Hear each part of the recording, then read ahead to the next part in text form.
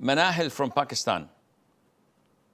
Assalamu alaikum, Sheikh. Alaikum salam wa Sheikh, my question is that a few days ago, I was having an argument with my father, and he got really angry, and both of my parents, they called themselves a disbeliever in the argument. They were like, that you think that you're such a mu'min, a believer, and that we're, they call themselves disbelievers. So Sheikh, uttering words of disbelief takes one out of the fold of Islam, whether he believes in it or not. So Sheikh, my question is, I know that my parents have committed apostasy, but they don't know that since they've said it, they've done an act of apostasy. So Sheikh, what I wanted to ask is, do I have to give them takfir? Is it mandatory? And I know in my heart that they've committed act of apostasy and I believe in it, but do I have to say it verbally to their face?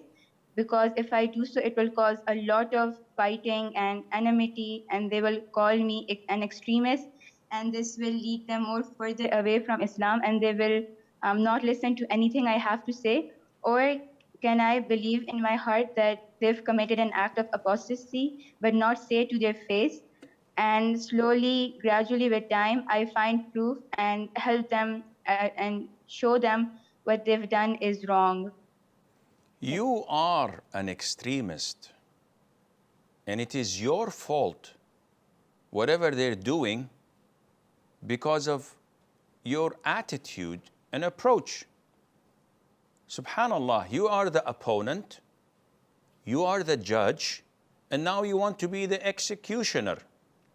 You want to label them as apostates and condemn them with kufr, when it all started because of your attitude, provoking them with your bad way of calling them to Islam or showing them what's right and what's wrong, with your arrogance, with Simon Says attitude, speaking to them from your ivory tower, arguing with them until they're angered by it, like so many husbands do with their wives when they're bickering and fighting, and the wife is so mad of her husband's abuse, and all of a sudden he says, "You don't believe in Allah? Are you a kafir?" And she, out of rage, says, "Yes." He says, "Khalas, Sheikh, she admitted kufr." This is what you're doing to them. Fear Allah Azza wa Jal and stay out of their lives. It's not your job to label people as believers and disbelievers, let alone your own parents.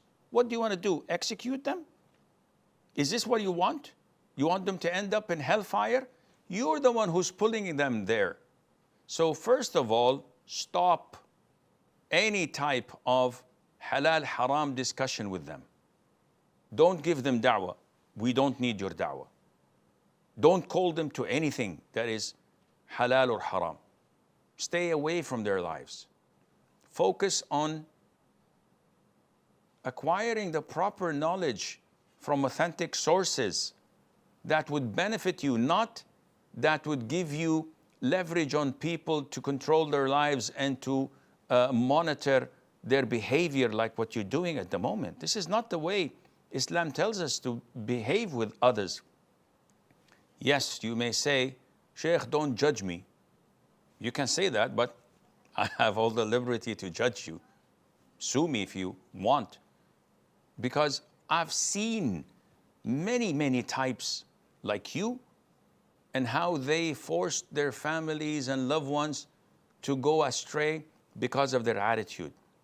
You've just read a book or an article or a fatwa in here and there, and now you've become, mashallah, Shaykh al-Islam ibn Taymiyyah, going left, right, and center, giving takfir. This is not the way.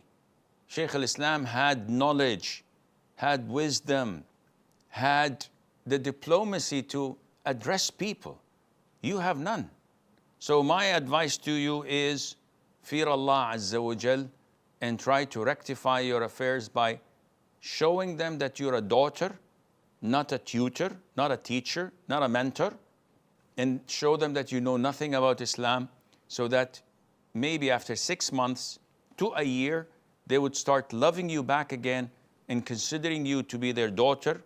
And then you may give them little dosages of Quran and Sunnah that they would accept from you then, but not now, and Allah knows best.